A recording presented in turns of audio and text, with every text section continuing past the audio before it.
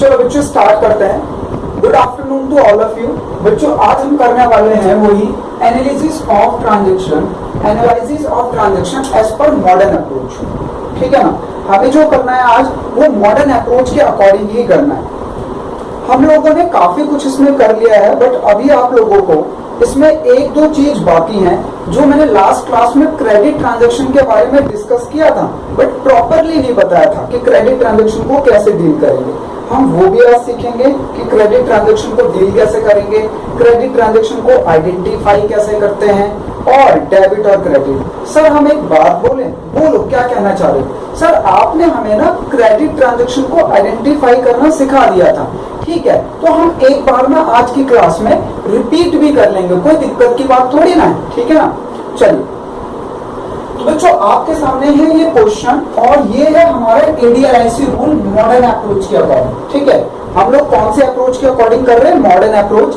एक होता है हमारा ट्रेडिशनल अप्रोच के अकॉर्डिंग भी, बट हम लोग मॉडर्न है तो हम लोग मॉडर्न अप्रोच के अकॉर्डिंग ही पढ़ते हैं। ठीक है, अब आप लोगों को ये समझना है बिल्कुल प्रॉपरली बच्चों। कैसे समझेंगे आप लोग? हम इस रूल का भी अप्लाई करेंगे, और क्रेडिट ट्रांजैक्शन को आइडेंटिफाई कैसे करते हैं मैंने वो भी लिखा है, मैंने उसकी कंडीशन भी लिखी है। ठीक है, तो चलिए अब जरा सबसे पहले इन दो रूल को समझ लेते हैं। एक क्रेडिट ट्रांजैक्शन वाले को कि हम क्रेडिट ट्रांजैक्शन को कैसे आइडेंटिफाई करते हैं, और एक हमारे मॉडर्न अप्रोच वाले को। उसके बाद हम अपना ये क्वेश्चन करेंगे, और देन बच्चों हम लोग आज अपने वो वाले क्वेश्चंस भी करेंगे जो आप लोगों को मैंने होमवर्क में तो दे दिया था, बट आप लोगों से डील नहीं हुआ। ठीक है ना।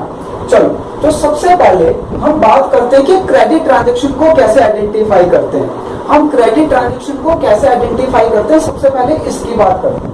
बच्चों आपके सामने 3 ट्रांजैक्शन लिखी हुई है। ठीक है, पहले ट्रांजैक्शन में लिखा है purchase goods for rupees 1000, second transaction में लिखा है purchase goods for rupees 1000 from Ram, और थर्ड ट्रांजैक्शन में लिखा हुआ है purchase goods for rupees 1000 from Ram in cash. अब आप लोगों को बताना है कि कौन सी ट्रांजैक्शन में कैश और कौन सी क्रेडिट। बिल्कुल फंडामेंटल अप्लाई करेंगे, आप लोग रूल को ध्यान से समझेंगे, इजी है, कोई बड़ी बात थोड़ी ना, ये बिल्कुल सिंपल रूल है। बच्चों इस ट्रांजैक्शन में कुछ भी नहीं लिखा, बस इतना लिखा हुआ है कि हमने गुड्स परचेज किए हैं, ठीक है, हमने गुड्स परचेज किए हैं कितने रुपए के? 1000 के। ना तो इसमें लिखा है कैश ट्रांजैक्शन है या क्रेडिट, कुछ भी नहीं लिखा। तो हमारी जिन ट्रांजैक्शन में हमें ये ना पता चले कि ये हमारी कैश ट्रांजैक्शन है या क्रेडिट, ठीक है, क्लियरली मेंशन ना हो, तो बच्चों उसको एज्यूम करते हैं हम कैश ट्रांजैक्शन। कौन सी ट्रांजैक्शन एज्यूम कर लेते हैं? Cash transaction. ठीक है ना। अब सेकंड ट्रांजैक्शन की बात करो, लिखा हुआ purchase goods for rupees 1000 from Ram, purchase goods for rupees 1000 from Ram. Second transaction में लिखा है कि हमने 1000 के गुड्स खरीदे, किससे खरीदे? राम से।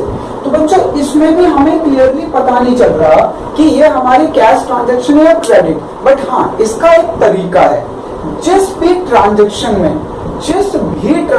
में किसी पर्टिकुलर पर्सन का नाम आ जाए, चाहे वो नाम बच्चों आर्टिफिशियल हो चाहे नेचुरल, ठीक है, नेचुरल जैसे राम, श्याम, मोहन, अशोक, विनय, और आर्टिफिशियल मतलब जैसे रिलायंस लिमिटेड, टाटा, ठीक है ना, इस तरीके के जो नाम आते हैं वो आर्टिफिशियल होते हैं, और जो पर्सन से रिलेटेड नहीं होते हैं वो हमारे क्या होते हैं? नेचुरल। तो किसी भी ट्रांजैक्शन में अगर किसी पर्टिकुलर पर्सन का नाम आ जाता है, तो वो हमारी कौन सी ट्रांजैक्शन है? वो है हमारी बच्चों क्रेडिट ट्रांजैक्शन। कौन सी ट्रांजैक्शन है? Credit transaction. ठीक है, अच्छा अब ये ट्रांजैक्शन में नाम आ गया, तो सर एक बात बोले, हाँ मैंने कहा बोलो।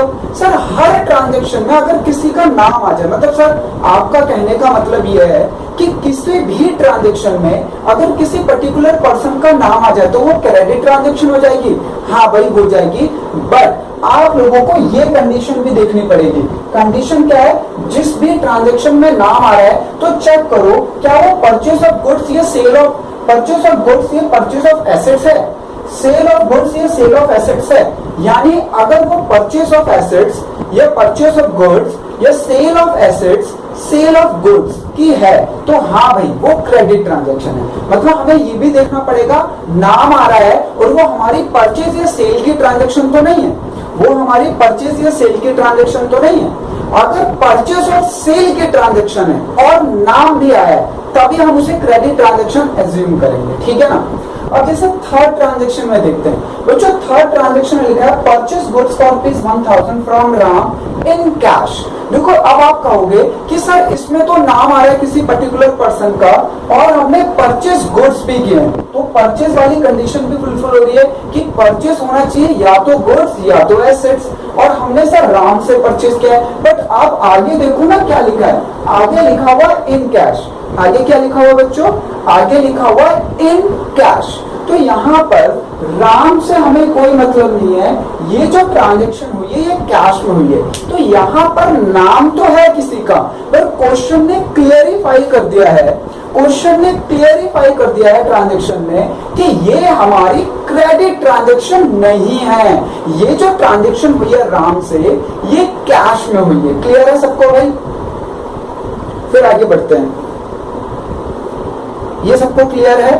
चलो आगे बढ़ते हैं। अब जरा ध्यान से समझना, ये आप लोगों को पता चल गया बच्चों, अगर कहीं पे भी पर्टिकुलर पर्सन का नाम आ रहा है तो आपको ये जरूर चेक करना पड़ेगा कंडीशन कि परचेज गुड्स या परचेज एसेट, सेल गुड या सेल एसेट जरूर होना चाहिए, नहीं तो हम उसे क्रेडिट ट्रांजैक्शन, सिर्फ नाम आने का मतलब नहीं है कि क्रेडिट हो गई, नाम के साथ साथ परचेज गुड्स या एसेट, सेल गुड्स या एसेट्स भी होनी चाहिए, ठीक है। चलो अब आता है कि सर ये डेबिट क्रेडिट किस बेस पे किया जाता है। बच्चों ये एक बच्चे ने पूछा था मेरे से कि सर ये डेबिट क्रेडिट वाला एक बार आप समझा देना। मैंने कहा देखो मैं सारी चीजें समझा दूंगा, पर जब तक आप मेहनत नहीं करोगे इस पे आपको कुछ नहीं आने वाला। आप रोज रोज मुझे बोलोगे, मैं हो सकता है एक दिन दोबारा समझा दूं, पर इतनी छोटी सी चीज है, इतनी सिंपल सी चीज है ये ADLIC रूल। बच्चों ये देखिए ADLIC rule, A for asset, D for drawing, E for expenses, LIC, L for liability, I for income, C for capital. अगर हमारी AD इंक्रीज होती है तो डेबिट करते हैं, तो मुझे बताइए डिक्रीज होने पे क्या होगा ये? यस बच्चों ध्यान रखना, अगर एसेट्स इंक्रीज होगी, अगर एसेट्स इंक्रीज होगी तो डेबिट करेंगे, ड्राइंग इंक्रीज होगी बिजनेस में तो डेबिट करेंगे, और एक्सपेंस इंक्रीज होगा बिजनेस में तो डेबिट करेंगे, ठीक है ना। अब इसका अपोजिट आपको पता है, क्योंकि हमारी अकाउंटिंग में सिर्फ दो ही है चीज, या तो डेबिट होगा या तो क्रेडिट होगा, दोनों एक साथ नहीं हो सकता। मतलब एक ही अकाउंट एक बार में या तो डेबिट होगा या तो क्रेडिट होगा, ठीक है। अगर वो इंक्रीज हो रही है एसेट्स तो डेबिट होगी, ड्राइंग इंक्रीज हो रही तो डेबिट होगी, एक्सपेंसेस इंक्रीज हो रहे तो डेबिट होगी। तो अब मुझे बताइए अगर हमारी एसेट्स, ड्राइंग और एक्सपेंसेस डिक्रीज हो रहे हैं तो क्या करेंगे उन्हें? ठीक है क्रेडिट करेंगे, क्लियर है, वेरी गुड, बहुत सही बताया आप लोगों ने। अच्छा अब दूसरा रूल है LIC बच्चों, L for liability, I for income और C फॉर कैपिटल। अगर हमारी लाइबिलिटी इंक्रीज हो रही है तो हम क्रेडिट करेंगे, अगर हमारी इनकम इंक्रीज हो रही है तो क्रेडिट करेंगे, अगर हमारी बिजनेस में कैपिटल इंक्रीज हो रहा है तो क्रेडिट करेंगे। तो याद रखना बच्चों, अगर हमारी LIC इंक्रीज हो रही है तो क्रेडिट करेंगे। तो बताओ अगर मेरी लाइबिलिटी, इनकम और एक्सपेंसेस डिक्रीज हो रहे हैं तो मैं क्या करूंगा? बच्चों इसीलिए मैंने दूसरा वाला रूल लिखा ही नहीं है, क्योंकि हमारे उसमें दो ही तो रूल हैं, या तो डेबिट होगा या तो क्रेडिट होगा। तो अगर एक पता चल जाए, तो दूसरा तो अच्छे तरीके से क्लियर है ना। अब आपको ये देखना पड़ेगा कि जिस चीज को आप डेबिट या क्रेडिट कर रहे हो तो उसके रूल के अकॉर्डिंग देखना पड़ेगा कि वो इंक्रीज हो या डिक्रीज। अगर वो इंक्रीज हो रही तो उसके इंक्रीज पे कौन सा रूल लगता है, अगर वो डिक्रीज हो रही है तो उसके डिक्रीज पे कौन सा रूल लगता है, ये आपको देखना होगा। क्लियर है भाई सबको? अच्छा मैं अभी पूछता हूं अभिषेक से। अभिषेक कुछ पूछना है इसमें ADLIC रूल में? अभिषेक पूछना है कुछ अभी? क्लियर है? अब जरा क्वेश्चन में देखना, ठीक है ना। याद रखना अगर हमारी एसेट्स इंक्रीज हो रही तो डेबिट होगी, तो डिक्रीज होने पे बताओ क्या करेंगे?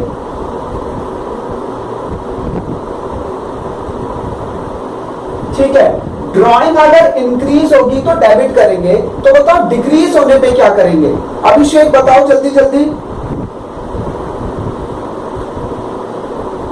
ठीक है, तो लायबिलिटी इंक्रीज होगी अभिषेक, तो क्या करेंगे? क्रेडिट। तो लायबिलिटी अगर डिक्रीज हो रही है हमारे बिजनेस में तो क्या करेंगे? ठीक है, चलिए तो अब जरा एक क्वेश्चन करते हैं इसी पे, और अभी मैं आप लोगों को एक चीज और बताने वाला हूं। ठीक है, अभी ये समझा दूं फिर बताऊंगा, वो बहुत इंपॉर्टेंट चीज है। ठीक है, चलिए तो बच्चों देखते हैं क्या रहा है। Business start with capital ₹90,000। तो इसमें दो अकाउंट इन्वॉल्व होंगे, एक तो कैश और दूसरा बताओ कैपिटल। हाँ जी, मुझे बताइए नेचर ऑफ अकाउंट। कैश हमारा क्या है? एसेट्स है, लायबिलिटी है, इनकम एक्सपेंसेस है, क्या है बताओ? एसेट। और कैपिटल क्या होता है? हमारी लायबिलिटी। ठीक है, जब हमने बिजनेस में पैसे इंट्रोड्यूस करे तो बिजनेस में कैश भी इंक्रीज हो गया और लायबिलिटी भी इंक्रीज हो गई। ठीक है अभिषेक, अब जरा रूल देखना डेबिट क्रेडिट का। देखो इन दोनों कॉलम को देखना होता है, इन दोनों कॉलम को देखकर हमारा डेबिट क्रेडिट होता है। एसेट्स इंक्रीज हो रही है, एसेट्स क्या हो रही है? इंक्रीज। हाँ अभिषेक बताओ, एसेट्स इंक्रीज हो रही तो क्या करूंगा? डेबिट। वेरी गुड अभिषेक यार, ये लीजिए 90,000। तो डेबिट में लिख दिया, देखो क्रेडिट में डैश कर दिया, डेबिट में लिख दिया, क्रेडिट में डैश कर दिया। अब देखो लायबिलिटी इंक्रीज हो रही है, बताओ लायबिलिटी इंक्रीज होगी तो क्या करते हैं? क्रेडिट। वेरी गुड अभिषेक, वेरी गुड यार भाई, मजा आ गया। ये लीजिए मुझे लायबिलिटी अगर इंक्रीज हो रही तो क्रेडिट कर दो, तो डेबिट वाले में मैंने डैश कर दिया। अच्छा अब मेरी बात सुनो, दोनों लॉजिक मत लगाया करो। एक पता चल गया डेबिट तो दूसरा क्या होगा? अगर एक पता चल गया क्रेडिट है तो दूसरा क्या होगा? हाँ, तो इस लॉजिक पे काम किया करो। वैसे आपको दोनों लॉजिक पता होने चाहिए, आपको दोनों लॉजिक पता होने चाहिए, पर आप ना इस बेसिक पे करा करो। इससे क्या होगा ना बच्चों, आपकी स्पीड बढ़ जाएगी करने की। ठीक है, आपको वैसे भी दोनों लॉजिक पता है भाई, ADLIC रूल हमें याद है, तो दोनों लॉजिक आपको पता है। तो एग्जाम में दोनों लॉजिक मत लगाओ ना, अगर जल्दी करना है तो। जल्दी करना है तो एक पता चल गया डेबिट तो दूसरे को खुद ही लिख दो क्रेडिट, एक पता चल गया क्रेडिट तो दूसरे को खुद ही लिख दो डेबिट। ठीक है ना, चलिए आगे बढ़ते हैं। हाँ जी, परचेज बिल्डिंग फॉर ₹10,000। पहले ये बताओ, ये जो सेकंड ट्रांजैक्शन है ये कैश ट्रांजैक्शन है या क्रेडिट? यस, तो बच्चों इसमें एक अकाउंट आएगा बिल्डिंग और दूसरा आएगा कैश। हाँ जी बताइए, बिल्डिंग क्या है हमारी? यस, और कैश? अच्छा अब मुझे ये बताइए इंक्रीज डिक्रीज, आपने बिल्डिंग परचेस करी है तो आपके पास बिल्डिंग कम होगी या ज्यादा? और पैसा, भाई बिल्डिंग परचेस करी होगी तो पैसा दिया होगा, तो कैश क्या होगा हमारा? डिक्रीज। तो अब इनके रूल के अकॉर्डिंग कोई नहीं बताएगा, सारे शांत हो जाएंगे, कोई आंसर नहीं करेगा, याद रखना। सिर्फ अभिषेक बताएगा। अभिषेक बताओ किसको डेबिट करना है, किसको क्रेडिट, रूल के अकॉर्डिंग?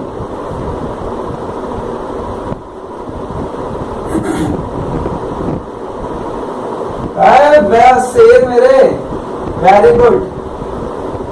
एक पता चल गया तो दूसरा खुद ही लिख दो। वेरी गुड अभिषेक, शेर है तू यार भाई, समझ गया अब तो। अब मुझे लगता है जिंदगी भर नहीं बोलने वाला तू। वेरी गुड यार। चलिए बच्चों अगला उसमें करते हैं। चलिए अगली ट्रांजेक्शन पढ़कर मुझे बताइए, ये कैश ट्रांजेक्शन है या क्रेडिट? अच्छा एक मिनट, जिन बच्चों को ना जरा जरा से डाउट आ रहे हैं मैं उनको और अच्छे से क्लियर करता हूँ। ठीक है, जरा जरा से डाउट आ रहे हैं, तुम सारे के सारे मेहनती हो, मेहनत भी करते हो, पर वो थोड़े थोड़े डाउट पकड़ नहीं पा रहे चीजों को प्रॉपर तरीके से। बच्चों आपको, आपने कभी, जिन्होंने, अच्छा कुछ बच्चों ने तो क्रिकेट खेला नहीं होगा, बट मैं ये मान के चलता हूँ कि बचपन में सबने खेला होगा लगभग, बिल्कुल छोटे छोटे हो गए। तो जैसे आपके पास किसी ने शॉट मारा और बॉल आ रही होती है, हवा में होती है, तो आप कैच करते हो ना, तो कभी कभी क्या होता है कि आपने कैच तो कर लिया पर वो बॉल आपसे मिस हो गई थी, आपने सेकंड टाइम में कैच किया। ऐसा हुआ किसी के साथ? जो भी क्रिकेट खेलता हो, ठीक है, जो भी क्रिकेट वाले होंगे उनको पता होगा कि कभी कभी हमसे बॉल मिस हो जाती है, बट हम उसे सेकंड टाइम में या थर्ड टाइम में पकड़ लेते हैं, मतलब जमीन पे गिरने नहीं देते। आपने मैच में भी देखा होगा बच्चों, वो आप लोग इस समय वैसी हरकतें कर रहे हो, आप पकड़ तो ले रहे हो पर सेकंड या थर्ड टाइम में। भाई आपको फर्स्ट टाइम में बिल्कुल जैसे बॉल है एकदम से कैच करना है, ऑप्शन नहीं देने। ठीक है ना। तो ये वाली अपनी आप लोगों को एफिशिएंसी, अपनी स्किल्स को इंक्रीज करना पड़ेगा।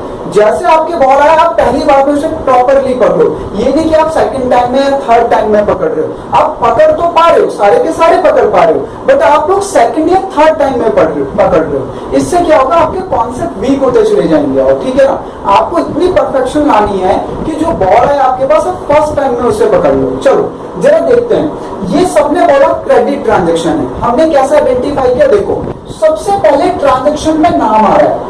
जैसे ही नाम आ जाए, ये मत समझने लग जाना क्रेडिट ट्रांजेक्शन है। भाई नाम कहीं पे भी आ सकता है। ये पहले ट्रांजेक्शन में भी नाम आया था, देखो रौनक, तो ये क्रेडिट ट्रांजेक्शन थोड़ी ना थी भाई, नाम आना चाहिए। ठीक है, नाम आ गया। अब आप चेक करो, परचेज ऑफ एसेट्स या परचेज ऑफ गुड्स में से कोई एक है, या सेल ऑफ एसेट्स या सेल ऑफ एसेट्स या सेल्स ऑफ गुड्स में से कोई एक है, तो हाँ ये क्रेडिट ट्रांजेक्शन है।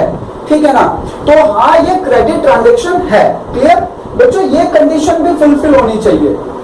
अगर सिर्फ नाम से ही क्रेडिट ट्रांजेक्शन बनने लग जाए तो बच्चों ये पहले ट्रांजेक्शन में भी तो रौनक नाम आ रहा है, तो क्या ये क्रेडिट ट्रांजेक्शन नहीं? सर हमारे ट्रांजेक्शन में अगर नाम आ जाएगा तो हम ये वेरीफाई हो जाएंगे कि हाँ क्रेडिट है, बट हमें एक बार और चेक करना पड़ेगा कि purchase of goods, purchase of assets, sale of goods या सेल ऑफ एसेट्स है कि नहीं। अगर हाँ उनमें से कोई भी एक है तो हाँ सर ये क्रेडिट ट्रांजेक्शन है। और देखो मेरी ट्रांजेक्शन में परचेज ऑफ गुड्स है, तो हाँ ये क्रेडिट ट्रांजेक्शन है। ठीक है, अब ये क्रेडिट ट्रांजेक्शन है तो पता है आप लोगों को, एक तो परचेज अकाउंट आएगा क्योंकि हमने गुड्स परचेज किए हैं, क्योंकि गुड्स परचेज के लिए हम परचेज अकाउंट यूज करते हैं। ठीक है ना, और दूसरा आएगा विवेक अकाउंट, क्योंकि क्रेडिट ट्रांजेक्शन है तो कैश तो आ नहीं सकता, तो कौन सा अकाउंट आएगा, विवेक अकाउंट। क्लियर है सबको? चलिए आगे बढ़ते हैं। परचेज क्या है? परचेज है मेरा एक्सपेंस बच्चों, और विवेक क्या है? भाई मैंने विवेक से उधार सामान खरीदा है, मैंने विवेक से उधार सामान खरीदा है तो मैं उसे पैसे पे करूंगा, आज नहीं तो कल, तो ये मेरी लायबिलिटी है, और दोनों के दोनों इंक्रीज हो रहे हैं। ठीक है, अब आप देखो एक रूल लगा लो। अच्छा, सेकंड और थर्ड कॉलम को देखिए, एक्सपेंस इंक्रीज होते हैं तो डेबिट होते हैं, ये लीजिए, एक्सपेंस इंक्रीज होते हैं तो डेबिट होते हैं, तो दूसरा वाला लॉजिक लगाने की जरूरत नहीं है। ऑब्वियसली दूसरा वाला क्रेडिट ही होगा फिर, क्योंकि दो ही तो चीज है बच्चों, एक डेबिट है एक क्रेडिट है, एक पता चल गया, बात खत्म। ठीक है ना, चलो अगले ट्रांजेक्शन की तरफ बढ़ते हैं। हाँ जी, अगले ट्रांजेक्शन पढ़कर बताओ मुझे, ये कैश ट्रांजेक्शन है या क्रेडिट? क्रेडिट ट्रांजेक्शन है। कैसे पता चला? सबसे पहली बात तो ट्रांजेक्शन में नाम आ रहा है। ठीक है, ट्रांजेक्शन में नाम आ रहा है। दूसरा, आपने वो चार चीजें भी चेक कर ली कि sir purchase of goods, purchase of assets, sale of goods या सेल ऑफ एसेट्स में से कोई एक ही है ये, तो ये क्या है हमारा, सोल्ड ऑफ गुड्स। तो बच्चों ये हमारी है क्रेडिट ट्रांजेक्शन। तो एक तो आ गया राम और एक आ गया सेल्स। बच्चों हमने गुड्स सोल्ड किए तो एक तो सेल्स अकाउंट आएगा, एक तो सेल्स अकाउंट आएगा, और हमने किसको सेल किया, राम को, तो उसका अकाउंट आएगा। राम हमारी एसेट्स है, सेल्स हमारी इनकम, ये दोनों की दोनों इंक्रीज हो रही है। तो देखो एसेट्स इंक्रीज होती है तो डेबिट करते हैं, बस एक को चेक करना है, दूसरे को नहीं, दूसरा अपने आप पता चल जाएगा। अगर एक डेबिट तो दूसरा क्या होगा, क्रेडिट। हाँ जी, रेंट पेड ₹2000, तो बच्चों एक आएगा रेंट अकाउंट, एक आएगा कैश अकाउंट। रेंट एक्सपेंस है, कैश एसेट्स है, एक्सपेंस इंक्रीज हो रहा है बच्चों, कैश क्या हो रहा है, डिक्रीज हो रहा है। डेबिट क्रेडिट आप लोगों को पता है इसका, एक्सपेंस इंक्रीज होता है तो डेबिट करते हैं, और दूसरा वाला चेक करने की जरूरत नहीं है, बट हाँ आप क्रॉस वेरीफाई करना चाहते हो तो आप चेक कर लो, कैश क्या है, एसेट्स, एसेट डिक्रीज हुई है, तो वही एसेट डिक्रीज होगी तो इंक्रीज होने पे डेबिट होती, तो डिक्रीज होने पे देख लो क्या होगा, क्रेडिट, और मैंने क्रेडिट ही किया, बिल्कुल सही। चलिए अगली ट्रांजेक्शन क्या है, कमीशन रिसीव्ड 1000, तो एक तो आएगा कैश अकाउंट और एक आएगा कमीशन अकाउंट। ठीक है बच्चों, कैश एसेट्स है और कमीशन, ध्यान से देखो, रिसीव्ड हुआ है, हमने पे नहीं किया, हमें रिसीव्ड हुआ है, तो हमारी इनकम है। बोथ इंक्रीज, बोथ क्या है, इंक्रीज। एसेट्स इंक्रीज होती है तो डेबिट करते हैं, और बाकी दूसरा लॉजिक लगाने की जरूरत नहीं है। देखो लगाओगे ना टाइम टेकिंग हो जाएगा, आपको एक पता चलिए, एक के लिए लॉजिक लगाओ। बच्चों एग्जाम में आप लोगों को पूरे मार्क्स मिलेंगे अगर आपने बिल्कुल क्वेश्चन सही किया है और प्लस विद इन टाइम किया है। ठीक है ना, वो वहां पे मैम ये नहीं पूछेंगे तुमने कैसे लॉजिक लगाया, हमें लगा के दिखाओ, बस सही लॉजिक होना चाहिए। ठीक है ना, चलिए अगला देखते हैं। हाँ जी, अगली ट्रांजेक्शन पढ़कर बताओ, आज नई चीज सीखोगे इसमें भी। पढ़िए क्या लिखा है, कह रहा है ₹5,000 डिपोजिट इनटू बैंक। क्या कह रहा है, ₹5,000 डिपोजिट इनटू बैंक। क्या कोई भी मुझे बता सकता है इसमें कौन से 2 अकाउंट आएंगे?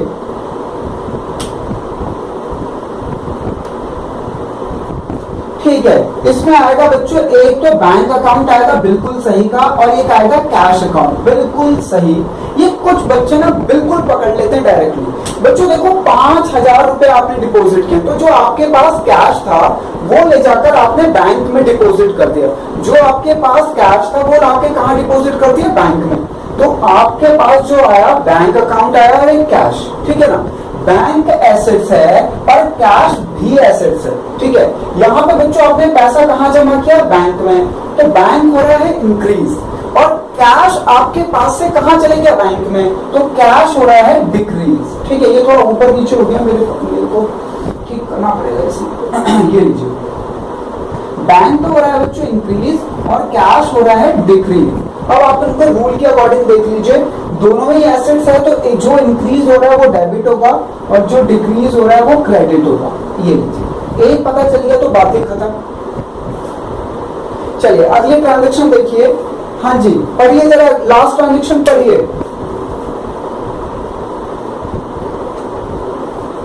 कह रहा है 3,000 rupees paid to Vivek.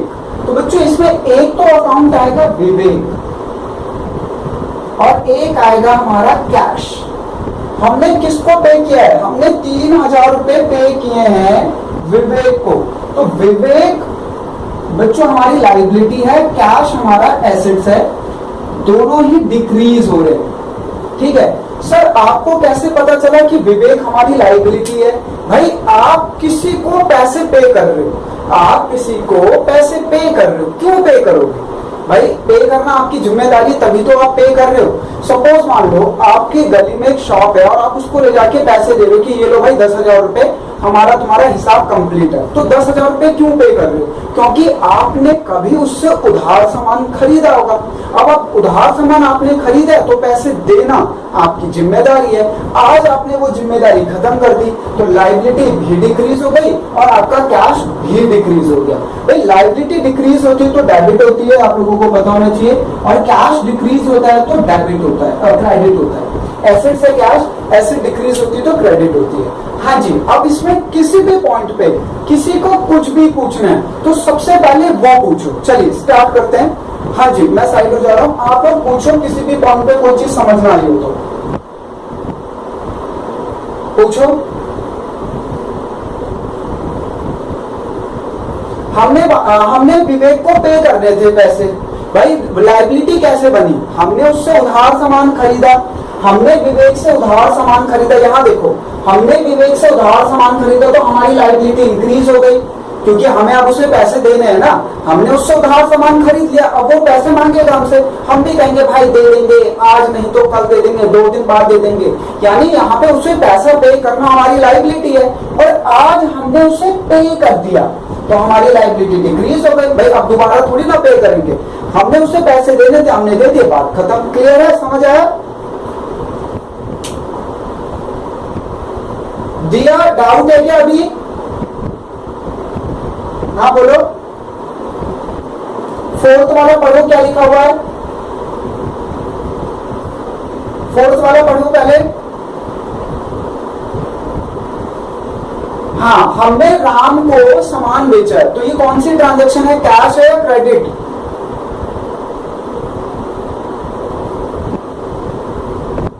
Credit. तो एक राम अकाउंट आ गया, एक सेल्स अकाउंट आ गया। राम हमारी एसेट्स है और सेल्स हमारी इनकम, बोथ इंक्रीज हो रहे हैं क्योंकि बच्चों हमने उधार सामान बेच दिया राम को, तो राम से पैसे लेना हमारा अधिकार है क्योंकि मैंने आपको ये सामान दिया। ठीक है, सेल्स पर इनकम है तो मेरी इनकम भी इंक्रीज हो गई है, बोथ आर इंक्रीज। ठीक है, और पूछो कोई। क्लियर है? ये जिसने भी पूछा था 4th वाला क्लियर है? आंचल ने पूछा था सर। चलो हाँ जी बच्चों, अब मैं आप लोगों को बताने वाला हूं आज कि हमारी जो एक्सपेंस होते हैं और जो हमारी इनकम, ध्यान से सुनो, मैं आज सिर्फ एक्सपेंस और इनकम पे बात कर रहा हूं। मैं किसी और चीज पे बात नहीं कर रहा, जो मैंने ट्रांजेक्शन लिखी है वो भी एक्सपेंस या इनकम पे लिखी है, ठीक है, ध्यान से समझना आप सारे लोग। आप लोग आंसर करोगे मुझे, ठीक है, सारे के सारे लोग बिल्कुल बढ़िया तरीके से समझ आ जाएगा, बहुत इजी कॉन्सेप्ट है। और बच्चों ये पक्का पक्का 100% आता है। बच्चों मैंने कुछ इनकम लिखी है, कुछ एक्सपेंसेस लिखे हैं। जब हम एक्सपेंस को पे कर देते हैं, जब हम अपने एक्सपेंस को पे कर देते हैं तो क्या होता है वो हमें पता है। जब हम अपने एक्सपेंस को पे नहीं करते, मतलब हमारा एक्सपेंस तो हो गया बट हमने पे नहीं किया, ठीक है भाई, मेरा खर्चा हो गया। सपोज मान लो मेरा इलेक्ट्रिसिटी बिल का जो है इलेक्ट्रिसिटी बिल का वो खर्चा हो गया, बिल भी आ गया मेरे घर पे, पर मैं पे नहीं कर रहा, तो बच्चों उसे अकाउंटिंग लैंग्वेज में कहा जाता है ड्यू बट नॉट पेड, ठीक है। यहाँ पे एक्सपेंस ड्यू हो गया but not paid, expense due but not paid, या आप कह सकते हो एक्सपेंस आउटस्टैंडिंग, या आप कह सकते हो एक्सपेंस अनपेड, या आप कह सकते हो एक्सपेंस टू बी पेड, मतलब अभी पे करना बाकी है। तो बच्चों हम इस तरीके की लैंग्वेज यूज करते हैं, ठीक है। किस तरीके की? जब हमारा कोई एक्सपेंस हो जाए, एक्सपेंस हो चुका है, खर्चा हो चुका है, बट हमने उसके लिए कैश पे नहीं किया, तो बच्चों हम लैंग्वेज यूज करते हैं expense due but not paid, ठीक है। उस एक्सपेंस का नाम आएगा, ठीक है, जैसे रेंट है, सैलरी है, हमारा फ्रेट है, कैरेज है, इंश्योरेंस है, वाटर बिल है, कुछ भी। तो ड्यू बट नॉट पेड, या हम बोल सकते हैं आउटस्टैंडिंग, सबका मीनिंग एक ही होता है या लैंग्वेज अलग अलग है। इसका मतलब है कि हमारा खर्चा तो हो गया बट हमने पे नहीं किया, ठीक है ना बच्चों, हमारा एक्सपेंस तो हो गया बट हमने पे नहीं किया। चलिए आगे बढ़ते हैं। अब आती है बात प्रीपेड की, कि सर ये प्रीपेड का क्या मतलब है? भाई आपका खर्चा हुआ ही नहीं, ठीक है, आपका एक्सपेंस हुआ ही, आपने पहले पेमेंट कर दी। भाई आप सबसे ज्यादा किस में करते हो ये वाला एक्सपेंस? अपने मोबाइल में। आप लोगों को ना पता होगा, जो आपका मोबाइल होता है बच्चों, जो आपके पास सब्सक्राइबर है, सिम, जो जिसकी भी सिम कार्ड है, जैसे या तो आपके पास एयरटेल की होगी, चाहे जियो की होगी, चाहे वोडाफोन, तो उसमें दो तरीके के प्लान होते हैं, एक होता है प्रीपेड, एक होता है पोस्ट पेड, ठीक है। तो हम बात कर रहे हैं प्रीपेड की। प्रीपेड का मतलब पहले पैसे दे देना और बाद में सर्विस यूज करना, ठीक है। तो उससे बच्चों अकाउंटिंग लैंग्वेज में जब हम इस तरीके की कोई चीज करते हैं कि जो हमारा खर्चा है उसको हमने उस सर्विस को अभी यूज नहीं किया पर पेमेंट कर दी, तो हम उसे अकाउंटिंग लैंग्वेज में कहते हैं प्रीपेड, या कहते हैं पेड इन एडवांस। क्या या कहते हैं? पेड इन एडवांस, ठीक है। अच्छा, सेम इनकम के केस में भी ऐसा ही है। भाई इनकम के केस में क्या, अगर मुझे इनकम रिसीव्ड हो गई तब तो बात खत्म, ठीक है, इनकम रिसीव हो गई, बात खत्म। बट बच्चों इनकम एडवांस में मिल गई।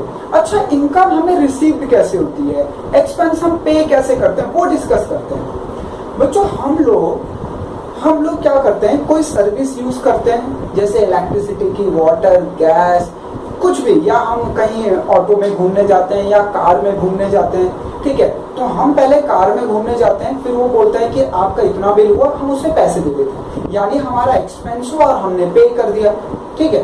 तो ये तो हमारा नॉर्मल सिचुएशन है। अब मान लीजिए बच्चों कि हम ऐसे ही किसी टैक्सी हमने हायर करी, टैक्सी किराए पे ली और हम घूमने गए, टैक्सी वाले ने कहा कि आपका 2000 का बिल हो गया, हमने कहा ठीक है बाद में दे देंगे, तो इसे अकाउंटिंग लैंग्वेज में क्या आ जाएगा? तो अकाउंटिंग लैंग्वेज में इतना बड़ा तो नहीं लिखेंगे कि हमारा एक कार का एक्सपेंस हुआ 2000 का, हम बाद में पे करेंगे, नहीं लिख सकते ना ऐसे।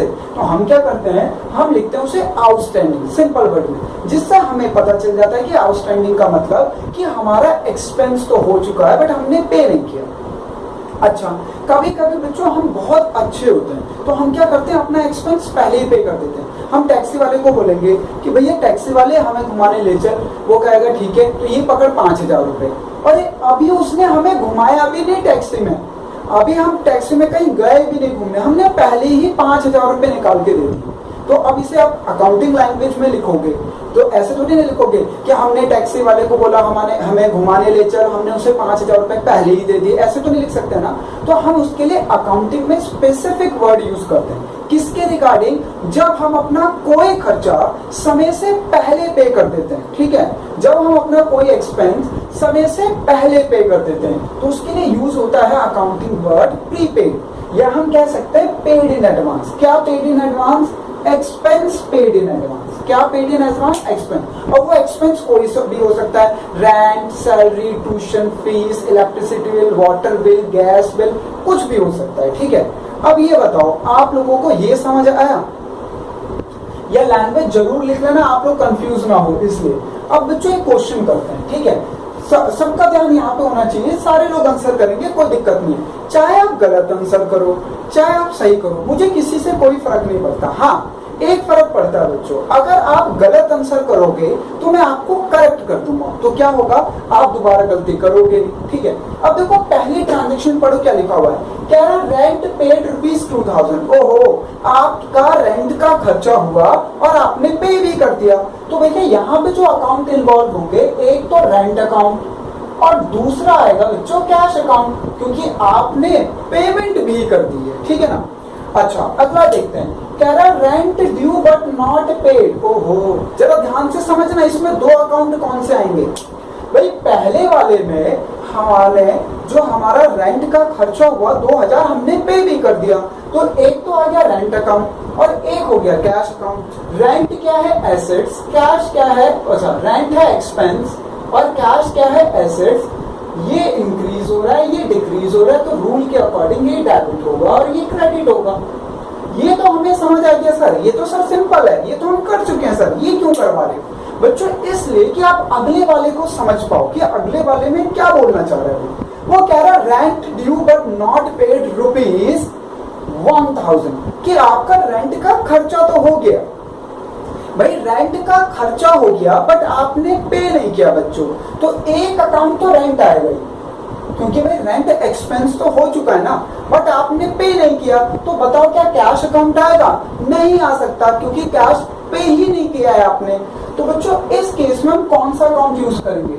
हम लोग रेंट अकाउंट ही यूज करेंगे। सर ये दोनों तो रेंट हो जाएंगे, पता ही नहीं चलेगा। ध्यान से सुनो ना, उससे पहले आउटस्टैंडिंग वर्ड भी लिखेंगे।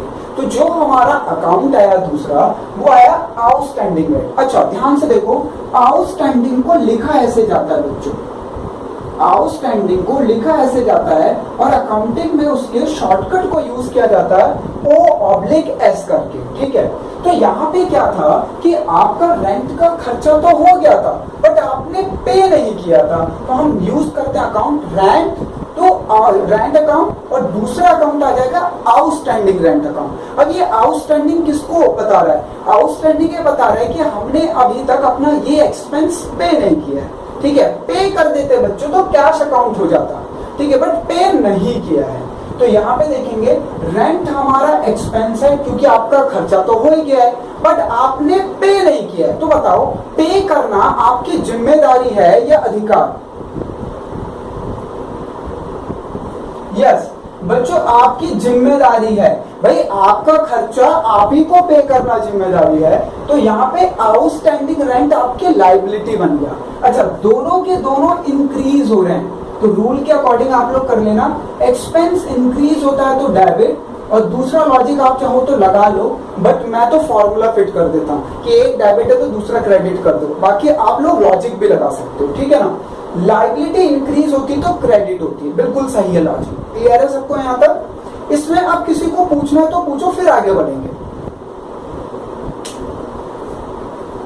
हाँ बच्चों, कभी भी कोई भी एक्सपेंस अगर आपने पे नहीं किया है तो आप लोग आउटस्टैंडिंग वर्ड यूज करोगे और सेम वही एक्सपेंस आएगा।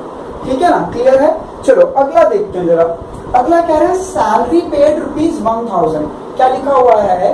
Salary paid ₹1000। तो एक अकाउंट तो आएगा सैलरी।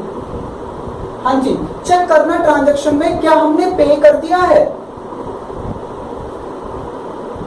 तो यस, तो पे कर दिया है तो कैश अकाउंट आ जाएगा भाई। अगर पे नहीं किया होता, मान लो बच्चों इसी ट्रांजैक्शन में अगर हमने पे नहीं किया होता, तो बताइए कौन सा अकाउंट आता?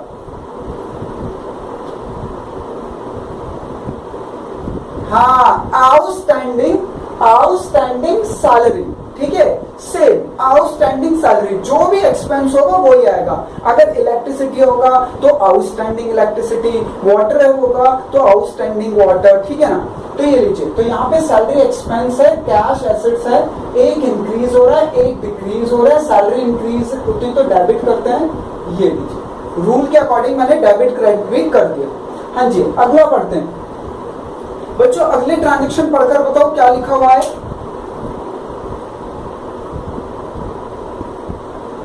लिखा हुआ है सैलरी पेड इन एडवांस। ओहो बच्चों, आपका सैलरी के नाम पर एक्सपेंस भी नहीं हुआ और आपने पहले पे कर दिया। इसे अकाउंटिंग लैंग्वेज में कहा जाता है प्रीपेड या एक्सपेंस पेड इन एडवांस। अगर इतना बड़ा वर्ड नहीं बोलना चाहते, एक लाइन में बोलना चाहते हो तो बोल सकते हो प्रीपेड। आपने प्रीपेड यानी पहले क्या पे कर दिया, सैलरी वाला एक्सपेंस। तो ये लीजिए प्रीपेड सैलरी, ये एक ही अकाउंट है बच्चों, ठीक है ना। मेरे पे जगह नहीं है थोड़ा यहाँ पे ज्यादा, तो इसलिए मैं छोटे में लिख रहा हूँ प्रीपेड सैलरी। और दूसरा अकाउंट क्या आएगा, कैश अकाउंट। दूसरा अकाउंट क्या आएगा, कैश अकाउंट। जब भी आप कोई भी एक्सपेंस पहले पे कर दोगे तो उससे पहले वर्ड क्या लग जाएगा, प्रीपेड। और जो भी एक्सपेंस होगा, सैलरी होगा तो सैलरी, वेजेस होगा तो वेजेस, इलेक्ट्रिसिटी बिल होगा तो इलेक्ट्रिसिटी, वाटर बिल होगा तो वाटर, और टू कैश, क्योंकि पे तो कर ही चुके हो ना, तो कैश तो चले गया। तो यहां पर बच्चों प्रीपेड सैलरी एसेट्स है, याद रखना। जो एक्सपेंस हम पहले पे कर देते हैं वो हमारी एसेट्स बन जाता है, वो एक्सपेंस नहीं था भाई। एक्सपेंस तो तब होता जब हम उस सर्विस को यूज कर लेते। हमने तो सर्विस यूज करी ही नहीं, पहले ही पे कर दिया, तो वो हमारा क्या बन गया बच्चों, एसेट्स। ठीक है, उसके बाद कैश क्या है, एसेट्स। यहाँ पे एक एसेट्स इंक्रीज हो रही है, एक डिक्रीज हो रही है। तो भैया एसेट्स इंक्रीज होती है तो डेबिट होती है, डिक्रीज होती है तो क्रेडिट होती है। रूल मैंने आप लोगों को बता दिया है। अच्छा, अब आपको जो डाउट है पहले इस ट्रांजेक्शन में वो पूछो, कुछ पूछना है तो। किसी को कोई डाउट नहीं है, क्लियर है सबको। प्रीपेड सैलरी इसलिए इंक्रीज हो रही है क्योंकि तुमने पहले पे कर दिया है, ठीक है। तुमने काम भी नहीं करवाया, तुमने पहले ही पे कर दिया अपना एक्सपेंस। अभी तो आपने एक्सपेंस के सर्विस भी यूज नहीं करी है, ठीक है। एक एग्जांपल बता देता हूँ, ठीक है, तुम्हें समझ आएगा। जैसे मान लो आपका बच्चों घर का इलेक्ट्रिसिटी बिल है, वो मान लो मंथली 2000 रुपए आते हैं, पर आपने ले जाके सीधे 50,000 रुपए जमा कर दिया। आप गए इलेक्ट्रिसिटी ऑफिस में और बोला ये लो भैया पहले से लो पैसे। आप हर महीने क्या बिल भेजोगे, 2000 का, पहले से 50,000 पकड़ो। तो ये आपने क्या करा भाई, अभी तो आपके पास बिल भी नहीं आया था 50,000 का, पर आपने जाके 50,000 रुपए पे कर दिए। तो ये क्या हुआ बच्चों, आपने प्रीपेड कर दिया अपना इलेक्ट्रिसिटी बिल। तो आपका कैश तो डिक्रीज हो गया क्योंकि कैश तो चले गया। अच्छा, आपने सर्विस यूज नहीं करी। बाई चांस मान लो आप 2 महीने बाद आपके पापा का ट्रांसफर हो जाए, आपके पेरेंट्स का ट्रांसफर हो जाए ग्वालियर, तो क्या आप दिल्ली की इलेक्ट्रिसिटी यूज करोगे, नहीं ना। पर आप तो 50,000 रुपए ज्यादा पे कर चुके हो। तो आप जाके अपने इलेक्ट्रिसिटी ऑफिस में जो भी आपका पास में होगा, कहेगा भाई हम तो यहाँ से जा रहे हैं और हमने आपको प्रीपेड पहले पे कर रखा है, कितने पैसे, 50,000, तो वो हमारे वापस दे दो। क्या आपके पास वापस मांगने का अधिकार होगा, हाँ या नहीं। तो बस भाई अधिकार है तो एसेट्स बन गया, एसेट्स इंक्रीज होती है, एसेट्स इंक्रीज हुई है। क्लियर है, हर्ष तुम्हारा क्वेश्चन था ये। चलो ठीक है, आगे बढ़ते हैं बच्चों। अगली ट्रांजेक्शन पढ़कर बताओ क्या लिखा हुआ है। लो बच्चों, आपको कमीशन रिसीव्ड हुआ है 2000। तो एक तो आएगा कैश अकाउंट और एक आएगा कमीशन अकाउंट। बच्चों कैश एसेट्स है, कमीशन रिसीव्ड हुआ है। ध्यान से, अगर कमीशन पे कर रहे हैं तो एक्सपेंस है, बट हमें रिसीव्ड हुआ है तो इनकम है। Both increase. बच्चों एसेट्स इंक्रीज होती है तो डेबिट करते हैं और इनकम इंक्रीज होते है क्रेडिट होता है, रूल क्या पढ़े। चलिए अगली ट्रांजेक्शन पढ़िए।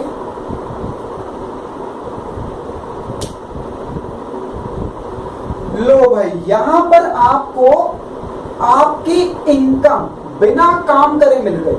भाई इनकम आपको एडवांस में मिल गई बच्चों। तो एक तो कैश अकाउंट आएगा, हाँ जी। इनकम के केस में याद रखना, एक्सपेंस के केस में तो प्रीपेड वर्ड यूज करते हैं। जो एक्सपेंस हम पहले पे कर दे उसके लिए तो प्रीपेड वर्ड यूज करते हैं, ठीक है। बट अगर हमारी कोई इनकम पहले मिल जाए तो हम यूज करते हैं बच्चों उसके लिए एडवांस, और जो इनकम है उसका नाम कमीशन। Advance commission. कैश हमारी एसेट से, एडवांस कमीशन हमारी लाइबिलिटी। सर ये एडवांस कमीशन हमारी इनकम होनी चाहिए ना, ये लाइबिलिटी क्यों है? भाई ध्यान से सुनो, नॉर्मली प्रोसीजर क्या होता है इनकम का, कि भाई आप किसी का कोई काम कर रहे हो और उसमें आपको उस काम के बदले पैसे दिए, तो क्या हुआ, आपकी इनकम हुई। कब? जब आपने पहले जाके सर्विस दी फिर आपको पैसे मिले। बट यहाँ पर आपको बिना काम करे पहले ही पैसे मिल गए।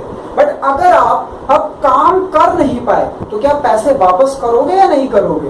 पैसे वापस करना, भाई आपने बोला, मैंने एग्जांपल ध्यान से सुनो, मैंने कहा भाई ऐसा मार्कर मुझे लाके दे दोगे तो इस मार्कर का जो भी कॉस्ट है, जैसे मान लो ये मार्कर 20 रुपए का, 20 रुपए तो दूंगा ही दूंगा क्योंकि 20 रुपए का तो मार्कर है, प्लस लाने के 5 रुपए दूंगा, ठीक है, लाने के 5 रुपए दूंगा आपको अलग से, कि ऐसा मार्कर आप ढूंढ के ला पाए तो आपको ये कमीशन दूंगा। तो बच्चों अगर आप ये मार्कर लाके मुझे दे देते तो आपको कमीशन रिसीव्ड हुआ है, तो आपका कैश और कमीशन, कमीशन आपकी इनकम है, कैश एसेट्स। बट अभी आप ये मार्कर ढूंढ के लाए भी नहीं, मैंने कहा पकड़ो 5 रुपए पहले ले लो, ठीक है, 5 रुपए अपने काम करने वाले पैसे पहले ले लो।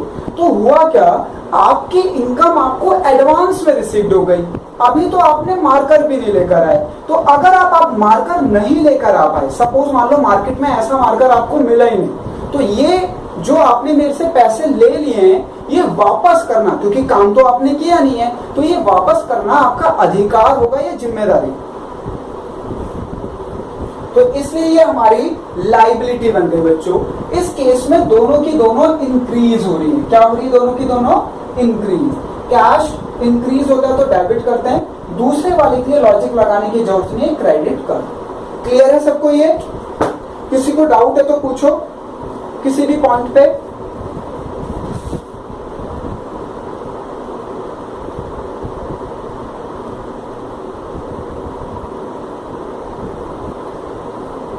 ठीक है, आप लोग इसका स्क्रीनशॉट ले लीजिए